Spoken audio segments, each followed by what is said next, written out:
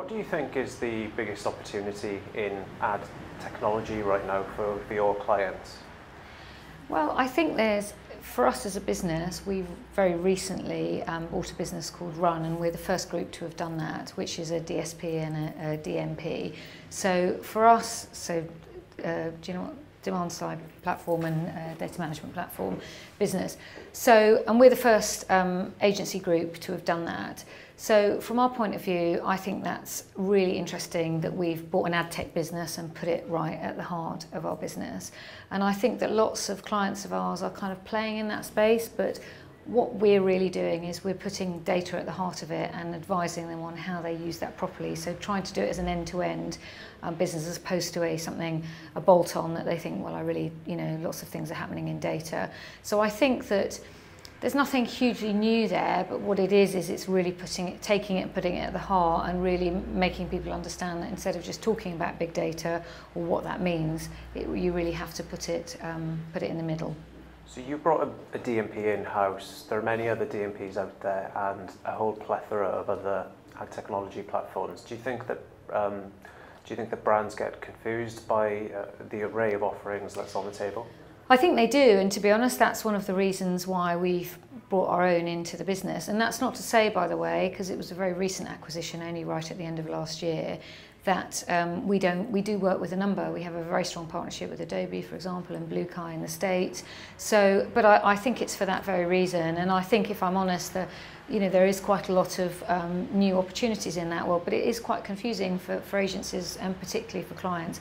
So for us, by buying our own, it is a kind of, okay, we can adapt it and we can play with it to suit our clients' needs, and we own the technology and we own that business, so we're not dancing to anybody else's tune, and neither are our clients. So strategically, it was Laura Desmond, our global CEO, who made the decision, but strategically I think it's a really smart move, and for our clients, and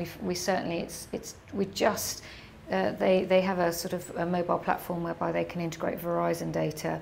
Can't quite do that yet in the UK because they don't have a carrier deal, but they will do.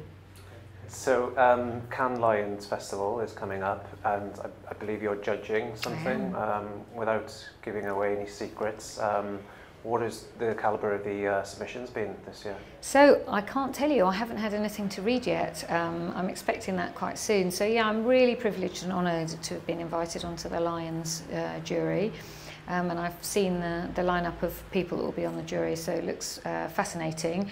I've heard it's quite hardcore. You're sort of locked in a room with your nose pressed up against the window looking at the sunshine. But as yet, I haven't had any submissions yet, but really looking forward. It's a good mix of people, good mix of different groups, clients and so on, so it looks really good. So the festival itself is changing. It's still a festival of creativity.